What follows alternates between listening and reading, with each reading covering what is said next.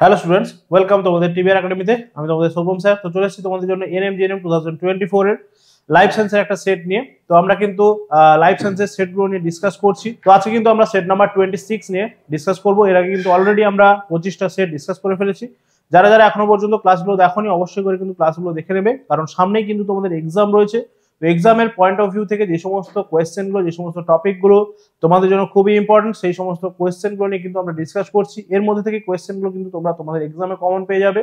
তো সেক্ষেত্রে অবশ্যই করে প্রত্যেকটা ক্লাস খুব কেয়ারফুলি করবে এবং ক্লাসগুলো থেকে তোমাদের যদি কোনো রকম কোনো কোয়ারি থাকে, কোনো রকম কোনো ডাউটস থাকে অবশ্যই করে জানাবে। আমাদের হোয়াটসঅ্যাপ গ্রুপ রয়েছে, হোয়াটসঅ্যাপ চ্যানেল রয়েছে এবং তার সঙ্গে সঙ্গে টেলিগ্রাম চ্যানেল রয়েছে। লিঙ্কগুলো তোমরা ডেসক্রিপশন বক্সে গেলেই পেয়ে যাচ্ছ। সেখানে জয়েন হয়ে তোমরা কিন্তু তোমাদের প্রবলেমগুলো জানাতে পারো। অবশ্যই করে আমরা সেগুলো সলভ করে দেওয়ার চেষ্টা করব। তার সঙ্গে সঙ্গে এই যে ক্লাসগুলো হচ্ছে, এই ক্লাসের ফ্রি পিডিএফস গুলো পাওয়ার জন্য অবশ্যই করে কিন্তু আমাদের যে হোয়াটসঅ্যাপ গ্রুপ রয়েছে সেখানে তোমাদেরকে জয়েন করতে হবে। সেখানে কিন্তু প্রত্যেকটা ক্লাসের ফ্রি পিডিএফ তোমাদেরকে কিন্তু প্রোভাইড করা হবে। তো অবশ্যই করে কিন্তু তোমরা গ্রুপে সবাই জয়েন হয়ে থাকবে। লিঙ্ক কিন্তু তোমরা ডেসক্রিপশন বক্সে গেলেই পেয়ে যাবে। তো চলে যাই আমরা আজকের ক্লাসে, কি রয়েছে কোয়েশ্চেনগুলো আমরা দেখে নেবো। তো চলো, ফার্স্ট কোয়েশ্চেন আমাদের কি রয়েছে। সেট নাম্বার কিন্তু আমাদের 26 হচ্ছে। ওকে, চলো। তো ফার্স্ট কোয়েশ্চেন আমাদের কি বলছে, শ্রেণীবিন্যাসের সর্ববৃহৎ একক কোনটি? তাহলে শ্রেণীবিন্যাসের ক্ষেত্রে আমাদেরকে প্রথম কিন্তু মনে রাখতে হবে যে শ্রেণীবিন্যাসের জনককে বা ফাদার অফ, আমাদের যদি বলি ট্যাক্সোনমি, সেক্ষেত্রে আমাদের কিন্তু তার নামটা অবশ্যই করে মনে রাখতে হবে, ক্যারোলাস লিনিয়াস।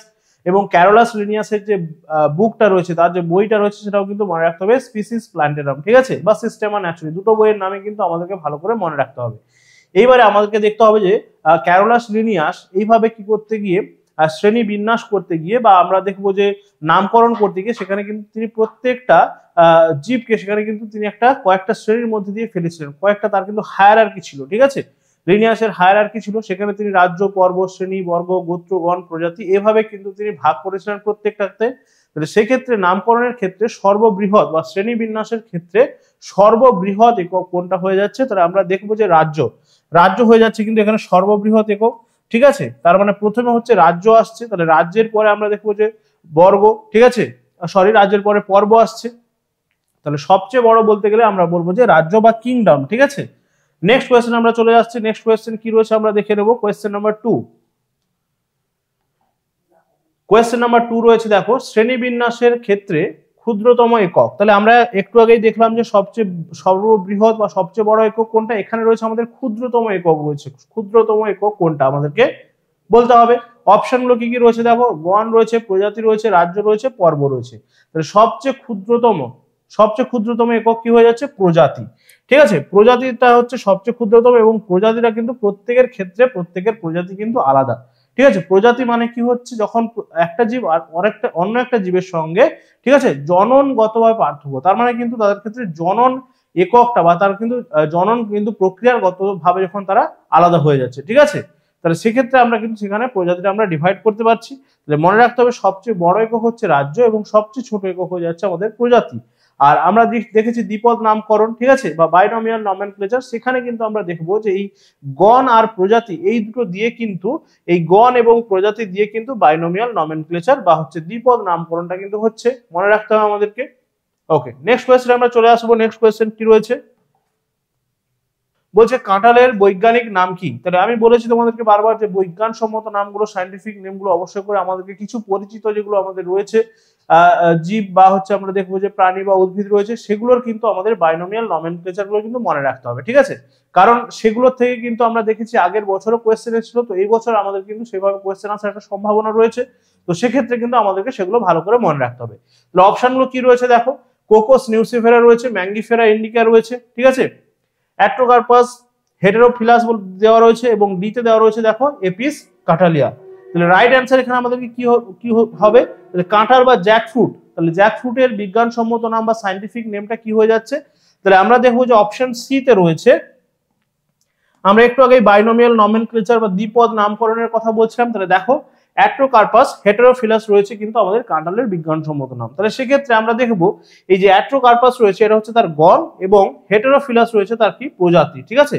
তাহলে গণ এবং প্রজাতি দিয়ে কিন্তু আমরা দ্বিপদ নামকরণটা করব এবং তার সঙ্গে সঙ্গে মনে রাখতে হবে এই যে দ্বিপদ নামকরণ এর কিন্তু এটাকে আমরা লিখবো কোন ভাষাতে, ল্যাটিন ভাষাতে বা ইটালিক্সে লেখার চেষ্টা করব।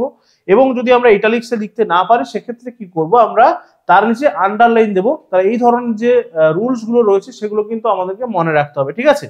বাকি যেগুলো রয়েছে অপশনগুলো তাহলে দেখবো কোকোস নিউসিফেরা কার, কোকোনাট বা নারকেলের ক্ষেত্রে আমরা দেখবো যে কোকোস নিউসিফেরা, এবং ম্যাঙ্গিফেরা ইন্ডিকা কার হচ্ছে, আম বা ম্যাঙ্গো। ঠিক আছে, আমের ক্ষেত্রে হচ্ছে ম্যাঙ্গিফেরা ইন্ডিকা এবং কোকোস নিউসিফেরা হচ্ছে কোকোনাট বা নারকেলের বিজ্ঞানসম্মত নাম। ঠিক আছে, চলো নেক্সট কোয়েশ্চেন আমরা চলে আসবো। কোয়েশ্চেন নাম্বার 4 আমাদেরকে কি বলছে, রুই মাছের বিজ্ঞানসম্মত নাম কি? রুই মাছের বিজ্ঞানসম্মত নাম, তাহলে অপশনগুলো দেখবো, লেবিও রোহিতা রয়েছে, এপিস ইন্ডিকা রয়েছে, ওরাইজা স্যাটিভা রয়েছে এবং কাতলা কাতলা রয়েছে। তাহলে রাইট অ্যান্সার কি হয়ে যাবে, রুই মাছের বিজ্ঞানসম্মত নাম, রুই মাছের বিজ্ঞানসম্মত নাম হয়ে যাচ্ছে আমাদের option A, Labeo Rohita. Labeo Rohita হচ্ছে রুই মাছের বিজ্ঞানসম্মত নাম। তাহলে বাকি যে 3টা নাম দেওয়া রয়েছে সেগুলো কার আমরা সেটা জেনে নেবো। তাহলে ফার্স্ট যেটা রয়েছে দেখো, এপিস ইন্ডিকা, এটা হচ্ছে কি মৌমাছি। ঠিক আছে, ইন্ডিয়ান যে মৌমাছি বা বি রয়েছে তার ক্ষেত্রে হয়ে যাচ্ছে এপিস ইন্ডিকা। ওরাইজা স্যাটিভা হচ্ছে কি, ওরাইজা স্যাটিভা হচ্ছে ধান। ঠিক আছে, রাইস। আর আমরা দেখবো যে কাতলা কাতলা হচ্ছে কি, কাতলা ফিশ বা কাতলা মাছ যেটা রয়েছে তার কিন্তু সায়েন্টিফিক নেম। ঠিক আছে, কাতলা মাছের বিজ্ঞানসম্মত নাম হয়ে যাচ্ছে কাতলা কাতলা। ঠিক আছে, তাহলে প্রত্যেকটা কিন্তু ভালো করে মনে রাখতে হবে, যেটা হচ্ছে কি আমাদের প্রশ্নে রয়েছে, এবং তার সঙ্গে সঙ্গে অপশনগুলো কিন্তু আমাদেরকে ভালো করে খেয়াল রাখতে হবে। নেক্সট কোয়েশ্চেন কি রয়েছে দেখবো আমরা, কোয়েশ্চেন নাম্বার 5 বলেছে অণুজীব বিদ্যার অন্তর্গত হলো। দেখো এখানে কোয়েশ্চেনটা একটু ডিফারেন্ট রয়েছে, তোমাদেরকে কিন্তু 3টে এখানে নাম দিয়ে দিয়েছে এবং এই 3টের মধ্যে থেকে কিন্তু তোমাদেরকে চুজ করতে হবে। ঠিক আছে, তাহলে অণুজীব বিদ্যার অন্তর্গত তার মানে মাইক্রোবায়োলজি, অণুজীব বিদ্যা মানেই কিন্তু মাইক্রোবায়োলজি। তাহলে মাইক্রোবায়োলজি যে আমাদের যে বায়োলজির একটা পার্ট রয়েছে মাইক্রোবায়োলজি, সে তার অন্তর্গত কি, সেখানে আমরা কি নিয়ে আলোচনা করব। ঠিক আছে, বা তার আলোচ্য বিষয়টা কি। তাহলে দেখো এখানে আমাদের কিন্তু 1 নম্বর দিয়েছে ভাইরাস, 2 নম্বর দিয়েছে ব্যাকটেরিয়া, 3 নম্বর দিয়েছে আমাদেরকে ছত্রাক। তাহলে অণুজীব বিদ্যার অন্তর্গত বা মাইক্রোবায়োলজির মধ্যে কি কি ইনক্লুড রয়েছে, আমাদেরকে অপশন দিয়েছে কি, এ তে বলছে শুধুমাত্র 1, তার মানে শুধুমাত্র ভাইরাস, বি তে দিয়েছে 1 এবং 2, তার মানে ভাইরাস এবং ব্যাকটেরিয়া, সি তে দিয়েছে 1 এবং 3, তার মানে ভাইরাস এবং ছত্রাক, নাকি অপশন ডি তে দিয়েছে 1 2 3, তিনটেই ভাইরাস ব্যাকটেরিয়া এবং ছত্রাক। তাহলে অণুজীব বা মাইক্রোবায়োলজির কিন্তু অংশ আমরা দেখবো 3টেই, তার মানে ভাইরাস ব্যাকটেরিয়া এবং ছত্রাক 3টেই কিন্তু অণুজীব বিদ্যা বা মাইক্রোবায়োলজির অংশ। ঠিক আছে, চলো তাহলে অপশন ডি হয়ে যাচ্ছে কিন্তু এখানে আমাদের, অপশন ডি হয়ে যাচ্ছে কিন্তু এখানে আমাদের রাইট অ্যান্সার। ঠিক আছে, অপশন ডি হয়ে যাচ্ছে রাইট অ্যান্সার। মাইক্রোবায়োলজি তার হচ্ছে কি অন্তর্গত হচ্ছে ভাইরাস ব্যাকটেরিয়া এবং ছত্রাক। চলো নেক্সট কোয়েশ্চেন আমরা চলে আসবো। ওকে, কোয়েশ্চেন নাম্বার 6 কি বলছে দেখো, প্রাণীর নাম কোনটি কর্তৃক স্বীকৃত নিয়ম অনুসারে হয়। তাহলে আমরা যে দেখছি যে বায়োনোমিয়াল নমেনক্লেচার বা হচ্ছে দ্বিপদ নামকরণ, এর ক্ষেত্রে আমরা প্রাণীর নাম, এই প্রাণীর নাম তার একটা নির্দিষ্ট কিছু নিয়ম রয়েছে। হঠাৎ করেই আমি একটা নাম রেখে দিলাম এবং সেই নামটা সবাই বলতে শুরু করলো তেমন কিন্তু নয়। তাহলে তার কিছু নিয়ম কানুন রয়েছে, নিশ্চয়ই কোনো একটা অথরিটি রয়েছে যে সেটাকে কি করছে, সেটাকে পারমিট করছে। ঠিক আছে, তাহলে সেক্ষেত্রে এই প্রাণীর যে কোনো একটা নামকরণ করার ক্ষেত্রে কে আমাদেরকে পারমিশনটা দেবে বা কে সেটাকে স্বীকৃতি দেবে যে এটা হচ্ছে হ্যাঁ আজ থেকে এই প্রাণীটার এই নাম অনুসারে আমরা কিন্তু সেটাকে চিনবো, তাহলে সেক্ষেত্রে সেই সংস্থাটার নাম কি সেটা কিন্তু আমাদেরকে বলতে হবে। দেখো অপশনগুলো দেওয়া রয়েছে আইসিবিএন, আইসিজেডএন, অপশন সি তে বলছে আইইউসিএন এবং অপশন ডি তে বলছে ডব্লিউডব্লিউএফ। তাহলে রাইট অ্যান্সার কি হবে, প্রাণীর নামকে কারা স্বীকৃতি দেয়, কারা স্বীকৃতি দিচ্ছে প্রাণীর নামকে, তাহলে মনে রাখতে হবে আমাদেরকে অপশন বি তে যেটা রয়েছে। ঠিক আছে, অপশন বি রয়েছে তাহলে আইসিজেডএন। আইসিজেডএন এর পুরো নাম কি, আইসিজেডএন এর পুরো নাম আমরা দেখবো কি, international code of zoological nomenclature, international code of zoological nomenclature. ঠিক আছে, তাহলে জুলজিক্যাল প্রাণীদের ক্ষেত্রে, আর একই রকম ভাবে botanical, international code of botanical nomenclature হচ্ছে উদ্ভিদের ক্ষেত্রে। ঠিক আছে, তাহলে প্ল্যান্টদেরকে স্বীকৃতি দিচ্ছে কে,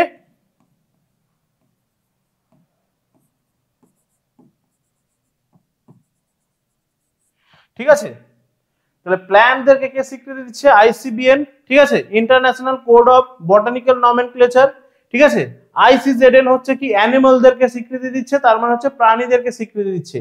এখানে কিন্তু অ্যানিমাল দেখে কেউ কিন্তু অ্যানিমাল মুভির কথা আবার ভাববে না। ঠিক আছে, অ্যানিমাল মুভিকে স্বীকৃতি দেয়নি, স্বীকৃতি দিয়েছে কাদেরকে, অ্যানিমালকে, মানে প্রাণীদের ক্ষেত্রে কোনো একটা নাম সেটাকে স্বীকৃতি দিচ্ছে কিন্তু আইসিজেডএন, international code of zoological nomenclature. বাকি যে দুটো রয়েছে দেখো, আইইউসিএন কি হচ্ছে, আইইউসিএন এবং ডাব্লিউডব্লিউএফ এরা কি করছে, ডাব্লিউডব্লিউএফ আমরা দেখবো যে ওয়ার্ল্ড ওয়াইল্ড লাইফ ফান্ড, তার মানে এরা কি করছে, এরা ওয়াইল্ড লাইফ বা বন্য প্রাণের সংরক্ষণের কথা ভাবছে এরা, ঠিক আছে। WWF এরা কি করছে, বন্য প্রাণের সংরক্ষণের কথা ভাবছে। তার মানে কি, এরা কি করছে, আচ্ছা এর আমরা লোগোটা দেখে নেব, কিন্তু পান্ডা, ঠিক আছে।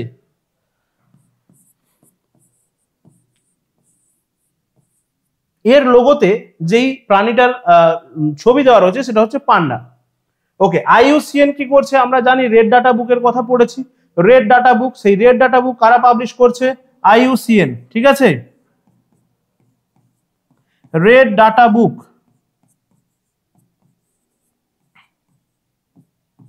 এই রেড ডাটা বুক কারা পাবলিশ করছে, IUCN। এই রেড ডাটা বুকের মধ্যে কি দেওয়া রয়েছে, রেড ডাটা বুকের মধ্যে দেওয়া রয়েছে এন্ডেঞ্জার্ড স্পিসিস, ঠিক আছে, যারা হচ্ছে বিপন্ন, যারা হচ্ছে বিলুপ্ত প্রায়, সেই সমস্ত স্পিসিসদের নিয়ে কিন্তু রেড ডাটা বুক পাবলিশ করা হচ্ছে, ঠিক আছে। ওকে, তাহলে IUCN এর পুরো নাম কি, international union for conservation of nature and natural resources, ঠিক আছে, ভালো করে খেয়াল রাখবে, international union for conservation of nature and natural resources. তাহলে প্রত্যেকটার কিন্তু ভালো করে ফুল ফর্ম গুলো মনে রাখতে হবে এবং তাদের যে রেসপেক্টিভ যে কাজগুলো সেগুলো কিন্তু ভালো করে কিন্তু মনে রাখতে হবে। চলো নেক্সট কোয়েশ্চেন আমরা এগিয়ে যাবো। কোয়েশ্চেন নাম্বার 7 কি রয়েছে দেখে নিই।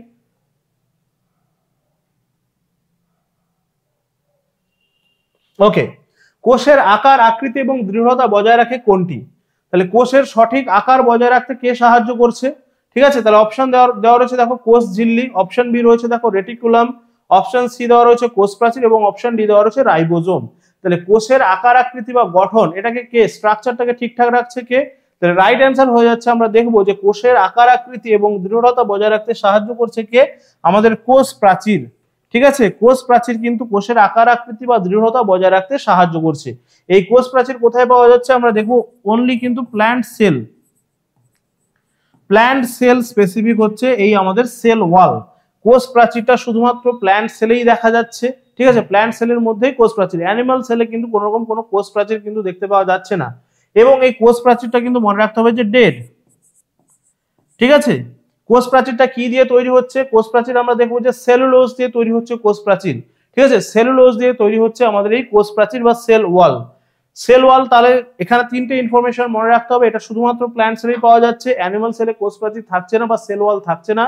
2 নাম্বার হচ্ছে কি, সেল ওয়াল হচ্ছে ডেড, ঠিক আছে, সেল ওয়াল হচ্ছে ডেড এবং তার সঙ্গে সঙ্গে মনে রাখতে হবে যে সেল ওয়ালটা কি দিয়ে তৈরি হচ্ছে, সেল ওয়াল কিন্তু তৈরি হচ্ছে সেলুলোজ দিয়ে, ঠিক আছে। ওকে, বাকি যে আমরা দেখছি যে রাইবোজোম, এটা হচ্ছে একটা আমরা জানি cell organelle, endoplasmic reticulum cell অর্গানেলের মধ্যে চলে আসছে, ঠিক আছে। চলো, কোষ ঝিল্লি হচ্ছে যেটা সেল মেমব্রেন বলছি আমরা, সেটাকেই বলছি আমরা কোষ ঝিল্লি।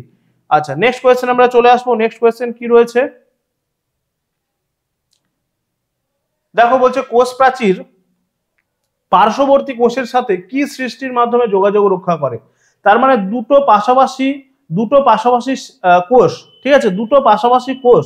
তাহলে দেখবো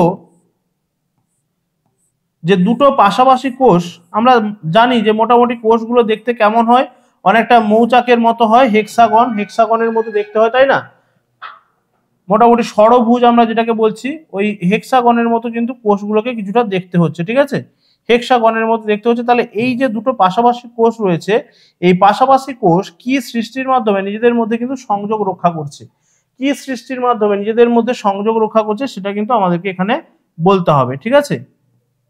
দেখো এখানে একটা প্যাসেজ তৈরি হচ্ছে, এই প্যাসেজটার নাম কি সেটা কিন্তু আমাদেরকে বলতে হবে। তাহলে এই প্যাসেজটাকে আমরা কি বলবো, অপশনগুলো দেওয়া রয়েছে দেখো, বলছে প্লাজমা লিমা, প্লাজমোডেসমাটা, প্লাজমাসল নাকি প্লাজমাইক্রন, কোনটা হবে রাইট অ্যান্সার।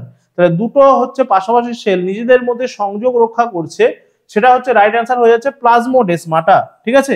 এই প্লাজমোডেসমাটা গঠনের মাধ্যমে এই যে একটা ছোট্ট প্যাসেজ আমরা দেখতে পাচ্ছি, এই ছোট্ট প্যাসেজটাকে আমরা বলবো প্লাজমোডেসমাটা। প্লাজমোডেসমাটা গঠনের মাধ্যমে কিন্তু দুটো সেল নিজেদের মধ্যে একটা যোগাযোগ রক্ষা করছে, ঠিক আছে। চলো নেক্সট কোয়েশ্চেনে আমরা চলে আসবো। নেক্সট কোয়েশ্চেন কি বলছে,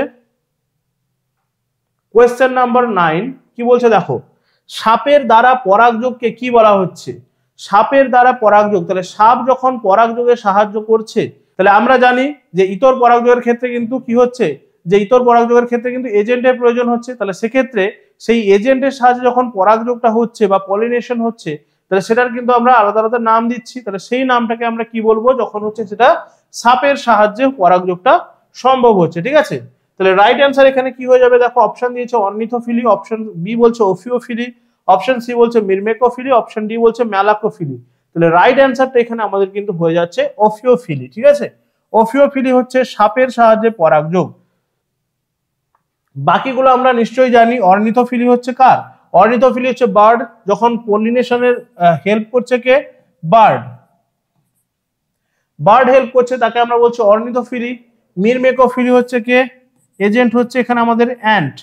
ঠিক আছে, আচ্ছা ম্যালাকোফিলি হচ্ছে কে? ম্যালাকোফিলি হচ্ছে আমাদের বলবো যে শামুক। ম্যালাকোফিলি হচ্ছে স্নেল। শামুক এখানে আমাদেরকে হেল্প করছে। আচ্ছা, তাহলে রাইট অ্যান্সারটা এখানে আমাদের কিন্তু ওফিওফিলি হয়ে যাচ্ছে। নেক্সট কোয়েশ্চেন আমরা চলে আসবো। কোয়েশ্চেন নাম্বার 10 আমাদেরকে কি বলছে?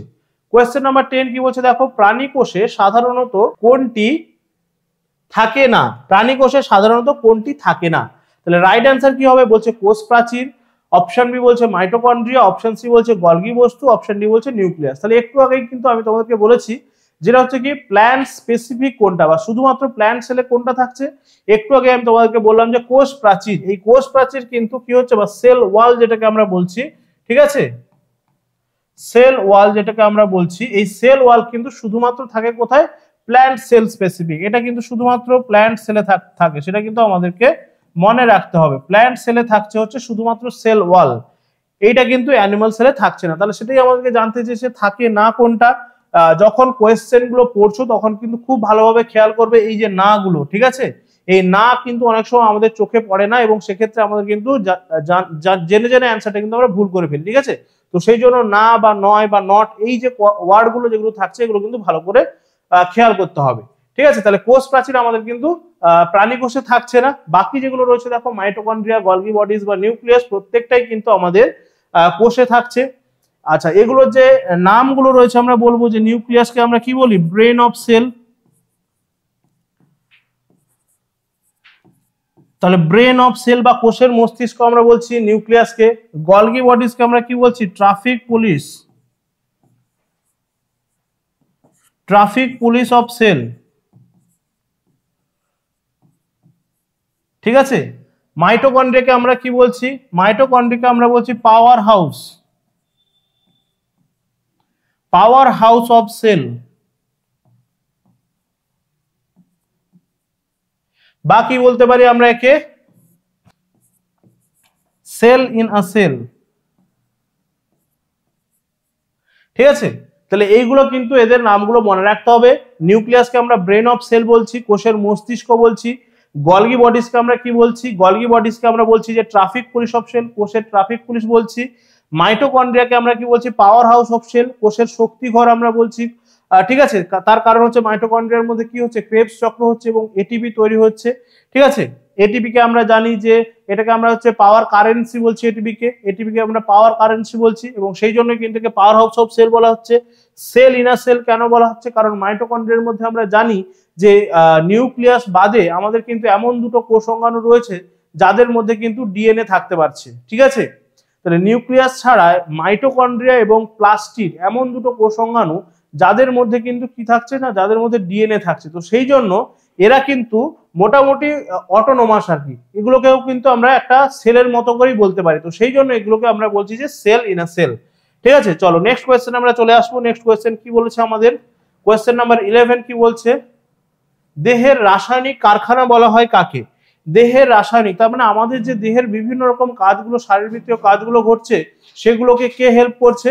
শারীরবৃত্তীয় কাজগুলোতে কে হেল্প করছে? তাহলে অপশন কি আছে দেখো, বলছে আমাদের সাইটোপ্লাজম, অপশন বি বলছে কোষ, অপশন সি বলছে টিস্যু, অপশন ডি বলছে প্রোটোপ্লাজম। তাহলে আমাদের যে শারীরবৃত্তীয় কাজগুলো বা শরীরের যে বিভিন্ন রকম কাজগুলো, এই যে রাসায়নিক কারখানা বলা হচ্ছে, তার মানে কি কারখানাতে যেমন বিভিন্ন রকমের জিনিস তৈরি হচ্ছে, বিভিন্ন রকম কাজ হচ্ছে, তেমনই কিন্তু আমাদের কোষের মধ্যে কিন্তু বিভিন্ন রকম কাজগুলোতে কে হেল্প করছে? অবশ্যই করে কিন্তু দেহের মধ্যে আমাদের বিভিন্ন রকম কাজগুলোতে কে হেল্প করছে? অবশ্যই কিন্তু আমরা দেখবো যে কোষ। সেই কোষ কিন্তু আমাদের বিভিন্ন রকম কাজগুলোতে হেল্প করছে। তো সেই জন্য কোষকে আমরা বলবো যে দেহের রাসায়নিক কারখানা। ঠিক আছে, দেহের রাসায়নিক কারখানা আমরা বলবো কোষকে। ঠিক আছে, চলো নেক্সট কোয়েশ্চেন। নেক্সট কোয়েশ্চেন আমরা চলে আসবো। নেক্সট কোয়েশ্চেন কি রয়েছে? Question number 12। কোয়েশ্চেন নাম্বার 12 বলছে কাকে জীবনের ভৌত ভিত্তি বলা হয়? কাকে জীবনের ভৌত ভিত্তি বা physical basis of life, physical basis of life বা জীবনের ভৌত ভিত্তি কাকে বলা হচ্ছে? অপশন এ বলছে সাইটোপ্লাজম, অপশন বি বলছে কোষ, অপশন সি বলছে টিস্যু, অপশন ডি বলছে প্রোটোপ্লাজম। তাহলে রাইট অ্যান্সার এখানে আমাদের কি হয়ে যাচ্ছে? প্রোটোপ্লাজম। ঠিক আছে, এই প্রোটোপ্লাজমকে আমরা বলছি যে জীবনের ভৌত ভিত্তি বা physical basis of life, physical basis of life হয়ে যাচ্ছে আমাদের প্রোটোপ্লাজম। রাইট অ্যান্সার তাহলে আমাদের অপশন ডি হয়ে যাচ্ছে এখানে। নেক্সট কোয়েশ্চেনে আমরা চলে আসবো। কোয়েশ্চেন নাম্বার 13 কি বলছে দেখো, বলছে কোষের কোন অংশটি মৃত? কোষের কোন অংশটি মৃত? অপশন এ বলছে কোষ গহ্বর, অপশন বি বলছে প্রোটোপ্লাজম, অপশন সি বলছে কোষ প্রাচীর, অপশন ডি বলছে ক্রোমোজোম। তাহলে রাইট অ্যান্সার কি হবে?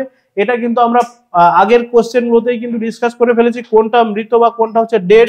তাহলে সেক্ষেত্রে আমরা দেখবো যে কোষ প্রাচীর বা সেল ওয়াল যেটা রয়েছে এটা কিন্তু ডেড। ঠিক আছে, আমি একটু আগেই বললাম সেল ওয়াল এটা হচ্ছে ডেড। ঠিক আছে, এবং সেল ওয়াল কি দিয়ে তৈরি হচ্ছে বা ফর্ম হচ্ছে কি দিয়ে? সেলুলোজ দিয়ে। সেটা কিন্তু মনে রাখতে হবে আমাদেরকে, কোষ প্রাচীর হচ্ছে সেলুলোজ দিয়ে তৈরি হচ্ছে এবং এটা কিন্তু অবশ্যই করে কি হচ্ছে? এটা প্ল্যান্ট স্পেসিফিক, শুধুমাত্র প্ল্যান্টদের ক্ষেত্রেই কিন্তু বা উদ্ভিদের ক্ষেত্রেই কিন্তু দেখতে পাওয়া যাচ্ছে আমাদের কোষ প্রাচীরকে। বাকিগুলো দেখো সেগুলো কিন্তু অবশ্যই করে একটা সেলের মধ্যে থাকছে, অবশ্যই করে সেগুলো কিন্তু সবগুলোই সজীব। ঠিক আছে, ক্রোমোজোম আমরা জানি। ঠিক আছে, আমাদের বৈশিষ্ট্যগুলোকে এক প্রজন্ম থেকে অন্য প্রজন্মে নিয়ে যেতে সাহায্য করছে ক্রোমোজোম। ক্রোমোজোমের মধ্যে থাকছে ডিএনএ। ঠিক আছে, এছাড়া কোষ গহ্বর, কোষ গহ্বরকে আমরা বলতে পারি স্টোর হাউস অফ সেল। ঠিক আছে, স্টোর হাউস অফ সেল বলতে পারি আমরা। ঠিক আছে, চলো নেক্সট প্রোটোপ্লাজম তো আমরা এখনই দেখলাম যে কোষের ভৌত ভিত্তি বা জীবনের ভৌত ভিত্তি, ফিজিক্যাল বেসিস অফ লাইফ আমরা বলছি প্রোটোপ্লাজমকে। নেক্সট কোয়েশ্চেন আমরা চলে আসবো, কোয়েশ্চেন নাম্বার 14। আজকের সেটের আমাদের সেকেন্ড লাস্ট কোয়েশ্চেন। দেখো কোয়েশ্চেন কি বলছে আমাদেরকে, কোয়েশ্চেন নাম্বার 14 কি বলছে আমাদের? সুগঠিত নিউক্লিয়াস দেখা যায়, সুগঠিত নিউক্লিয়াস দেখা যায় কোথায়? অপশন এ আদিকোষ, অপশন বি আদর্শ কোষ, option C mesophyll, option D কোনোটাই নয়। তাহলে সুগঠিত নিউক্লিয়াস বা যেখানে নিউক্লিয়াসটা কিন্তু কি থাকছে না, একদম সুগঠিত থাকছে এবং তার ফরমেশনটা কিন্তু ঠিকঠাক রয়েছে। তাহলে রাইট অ্যান্সার কি হয়ে যাচ্ছে এখানে আমাদের? আদর্শ কোষ। তাহলে আদর্শ কোষ বা ইউক্যারিওটিক কোষ, এই ইউক্যারিওটিক কোষ বা আদর্শ কোষেই কিন্তু নিউক্লিয়াসটা সুগঠিত বা এখানে আমরা দেখবো যে ডাবল মেমব্রেন রয়েছে এর। ঠিক আছে, নিউক্লিয়াসটাতে। তো আদর্শ কোষের নিউক্লিয়াসটা কিন্তু সুগঠিত। তাহলে রাইট অ্যান্সার হয়ে যাচ্ছে আমাদের option B. Last but not least কি রয়েছে দেখো আমাদের কাছে, কোয়েশ্চেন নাম্বার 15। আজকের আমাদের সেটা লাস্ট কোয়েশ্চেন। তাহলে এখানে কি বলছে আমাদেরকে? বলছে নিউক্লিয় বস্তু সাইটোপ্লাজমে ছড়ানো থাকে কোনটি? তাহলে নিউক্লিয় বস্তু যেখানে নিউক্লিয়াসটা সুগঠিত নয় তার নিউক্লিয় বস্তুগুলো সাইটোপ্লাজমের মধ্যে ছড়ানো থাকছে, তাহলে সেটা কোথায় দেখা যাচ্ছে? অপশন এ বলছে আদিকোষে বা প্রোক্যারিওটিক কোষ যেটাকে আমরা বলছি প্রোক্যারিওটিক সেল, অপশন বি বলছি আদর্শ কোষ বা যেটাকে আমরা বলছি ইউক্যারিওটিক সেল, অপশন সি বলছে জনন কোষ, অপশন ডি বলছে কোনোটাই নয়। তাহলে রাইট অ্যান্সার কি হবে? কোথায় নিউক্লিয় বস্তুটা সাইটোপ্লাজমে ছড়ানো থাকছে? অবশ্যই করে কোথায় হবে? আদিকোষে। তার কারণ আদিকোষের ফরমেশনটা কিন্তু ঠিকঠাক নয়। আদিকোষে আমরা দেখবো যে নিউক্লিয় বস্তুগুলো, সেখানে নিউক্লিয়াসটা কিন্তু মেমব্রেন নেই, মেমব্রেনাস নয় এবং সেখানে নিউক্লিয় বস্তুগুলো কিন্তু সাইটোপ্লাজমের মধ্যে ছড়ানো থাকছে। তাহলে রাইট অ্যান্সারটা হয়ে যাচ্ছে এখানে আমাদের অপশন এ। তাহলে কোয়েশ্চেন নাম্বার 15 এর জন্য আমাদের রাইট অ্যান্সার হয়ে যাচ্ছে অপশন এ। তো এটাই ছিল আজকে আমাদের সেটের লাস্ট কোয়েশ্চেন। তো আজকে এইখানেই আমরা সেটটাকে শেষ করছি। তো একই রকম ভাবে প্রত্যেকটা সেটে যেমন তোমরা অ্যান্সার কিটা পেয়ে যাও, সেখানে কিন্তু অ্যান্সার কিটা তোমাদের দেওয়াই রয়েছে। এখান থেকে কিন্তু তোমরা প্রত্যেকটা কোয়েশ্চেন নিজেরা রিভাইজ করতে পারবে, নিজেরা কিন্তু প্র্যাকটিস করতে পারবে এবং ভালো করে নিজেরা কিন্তু কোয়েশ্চেনের অ্যান্সারগুলোকে অ্যানালাইজ করতে পারবে। তো আজকে এই পর্যন্তই। নেক্সট ক্লাসে তোমাদের সঙ্গে দেখা হচ্ছে। তো ক্লাস যারা যারা করছো অবশ্যই করে জানাবে ক্লাসগুলো কেমন লাগছে, অবশ্যই করে লাইক এবং বন্ধুদের সঙ্গে শেয়ার করবে যারা যারা কিন্তু এনএমজিএনএম 2024 এর জন্য প্রিপারেশন নিচ্ছে এবং তার সঙ্গে সঙ্গে যারা যারা ক্লাসগুলো করছো এই ক্লাসের ফ্রি পিডিএফ পাওয়ার জন্য আমাদের কিন্তু হোয়াটসঅ্যাপ যে গ্রুপ রয়েছে সেখানে কিন্তু তোমাদেরকে জয়েন করতে হবে। লিংক কিন্তু তোমরা ডেসক্রিপশন বক্সে গেলে পেয়ে যাবে এবং ক্লাস থেকে যদি তোমাদের কোনো রকম কোনো কোয়ারি থাকে সেটা সলভ করার জন্য আমাদের যে হোয়াটসঅ্যাপ গ্রুপ এবং হোয়াটসঅ্যাপ চ্যানেল রয়েছে, টেলিগ্রাম চ্যানেল রয়েছে, সেখানে তোমাদেরকে জয়েন করতে হবে। ডেসক্রিপশন বক্সে গেলেই কিন্তু তার লিঙ্কগুলো তোমরা পেয়ে যাচ্ছ। তো চলো আজকে এই পর্যন্তই, নেক্সট ক্লাসে দেখা হচ্ছে। সবাই ভালো থাকবে, ভালো করে পড়াশোনা করতে থাকো। Tata, thank you.